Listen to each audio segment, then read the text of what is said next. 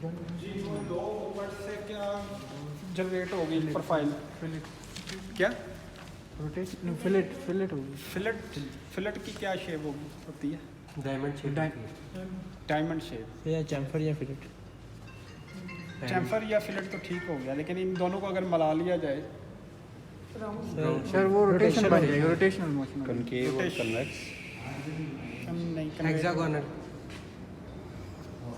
एक ऐसे आई है ट्रायंगल स्लॉट तो नहीं सर ये डायमंड वाली बात कुछ समझ टेपर सर जी। डायमंड तो पहले ये देखिए, ये फर्ज करें ये है। सर पॉइंट्स कितने ये बता दें। कौन शेप ऊपर हमारा फिक्स होगा एक्सिस, ये नीचे हमारा फिक्स होगा, तो ऊपर वाला ऐसे ऐसे घूम रहा है, यस सर। तो एक कौन बन गई। तो अब क्या हुआ कि हमने, और इसमें डाइलेक्ट्रिक मीडियम यूज़ हो रहा है। जब हम क्या कर रहे होंगे, इसमें जब स्पार्क प्रोड्यूस होता है तो हमने शॉर्ट सर्किट से अवॉइड होने के लिए, यानी कि वायर और वर्क पीस के दरमियान में डाइलेक्ट्रिक एक मीडियम यूज़ कर रहे हैं, उसका नाम है डाइलेक्ट्रिक मीडियम डिस्टिल्ड वाटर। किसी में कैरोसिन होगा, किसी में कोई ऑयल होगा, इसमें हम डिस्टिल्ड वाटर यूज़ करेंगे। डिस्टिल्ड वाटर की प्रॉपर्टी ये होगी कि ये फ्लो ऑफ इलेक्ट्रॉन्स नहीं करवाएगा। डीआयोनाइज वाटर होगा, इसमें फ़्लो ऑफ इलेक्ट्रॉन्स नहीं हो रहे होंगे। जब इलेक्ट्रॉन फ्लो नहीं होंगे तो हमारी वो शॉर्ट सर्किट नहीं एक कोई बनेगा। तो वायर में सिर्फ हीट होगी, हीट जो होगी वो ट्रैवल कर रही होगी टुवर्ड्स वर्क पीस और उसको वो काट रही होगी। जी और एम कोड्स इसमें भी उसी तरह ही होंगे और प्रोफाइल के अकॉर्डिंगली वो हीट प्रोड्यूस करके काटना शुरू कर देगी। इसमें अब ये होगा, कन्वेंशनल टूल में हमारे पास बड़े बड़े टूल थे। जब हम 2 मिलीमीटर 3 मिलीमीटर पे आते हैं तो वहाँ पर हमारी वर्किंग फिर बड़ी इफेक्ट कर रही होती है। इसमें हम 0.25, 0.15, 0.2, 0.3 तो 0.15 मिलीमीटर हम वायर यूज़ कर रहे हैं। और उससे क्या होगा कि हमारा जो एक पार्ट है वो ये बनेगा। जब आप डाइज एंड मोल्ड्स बना रहे होंगे तो उसमें ये देखिए, ये हमारा एक पंच निकल आया, ये हमारी कैविटी निकल आई। तो अगर आप कन्वेंशनल प्रोसेस के थ्रू करते हैं तो मुझे कम से कम आप एक बड़ा सा पीस एक देते, दूसरा बड़ा सा पीस एक देते, इसको मैं काटता, उसको काटता, फिर मैं इसका मेल और फीमेल बनाता। तो इसमें कितना फ़र्क पड़ा सिर्फ एक वायर का। ये आप जो देख रहे हैं, ये वायर इसमें जो फ्री है। अब इस मशीन में जो रिसर्च के मुताबिक अब इस वायर की इस गैप को, इसे कर्व कहते हैं, इसको भी फर्दर हम कम करेंगे। ये कितना होगा? 0.15। लेकिन स्पार्क भी आया बीच में तो एक वो उसका डाया बढ़ गया, तो ये 0.25, 0.3। अब जो वर्किंग है, वो जो रिसर्च है, वो हम क्या करेंगे, इसको 0.15 के करीब रखेंगे। फिर स्पार्क की इंटेंसिटी हम इतनी बनवाएं, टेंशन वायर में इतनी डालें कि वो उसमें डिफ्लेक्शन कम से कम आए। तो हम एक ऐसा पार्ट निकालेंगे जिसमें ये फ़र्क बिल्कुल मिनिमम हो। वायर प्लस स्पार्क को हमने, वायर को तो रिड्यूस नहीं कर सकते, उसका डाया वही रहेगा। स्पार्क की इंटेंसिटी को हम कंट्रोल कर रहे होंगे, वो through current, through deflection, through tension, dielectric medium. Sir wire कौन से मटेरियल से बनी होगी? वायर ब्रास की होगी। इसमें एक लिमिटेशन ये होगी कि ये वो वाले पार्ट से, कंडक्टिव पार्ट को सिर्फ कट कर रहा है।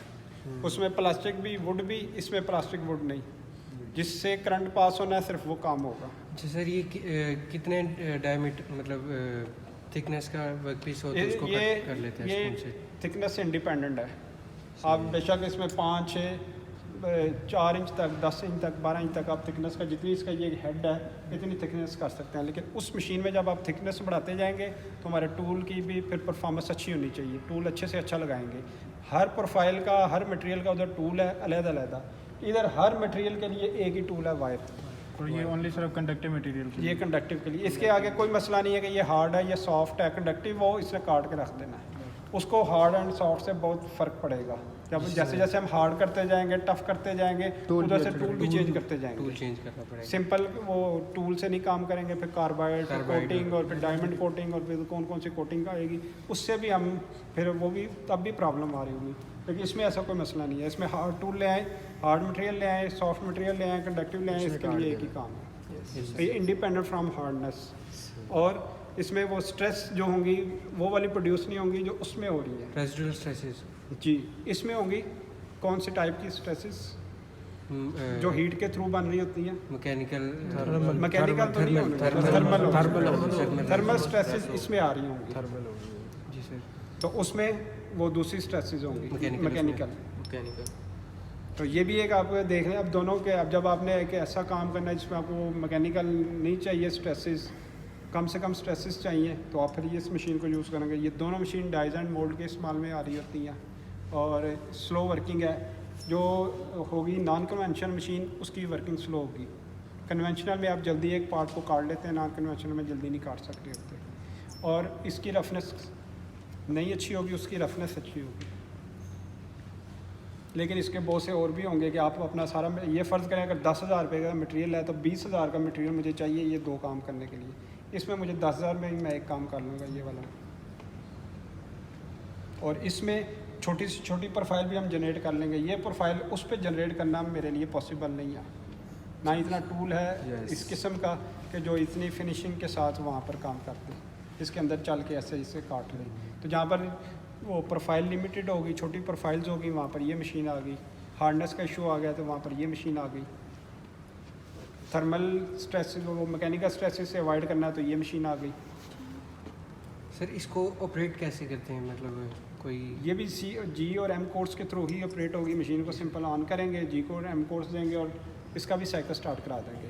प्लस इसमें वेरिएशंस क्या होंगी, करंट की वेरिएशन हो रही होगी। ओपन वोल्टेज को हम बढ़ा रहे हैं, हम सर्वो वोल्टेज को कम कर रहे हैं, वायर की टेंशन को बढ़ा रहे हैं, कम कर रहे हैं। इन सब पैरामीटर से मिलजुल के एक ऑप्टिमाइज कंडीशन के ऊपर हम एक चीज़ को लेकर आगे फिर कटिंग कर रहे होंगे, जिसमें हमारी वेस्टेज कम से कम हो, हमारी कटिंग थोड़ी सी तेज़ हो जाए, रिमूवल रेट अच्छा आ जाए। ये चीज़ें हम देख के, वो ये इस मशीन के ऊपर इस टाइम यही रिसर्च चल रही है। ठीक हो गया।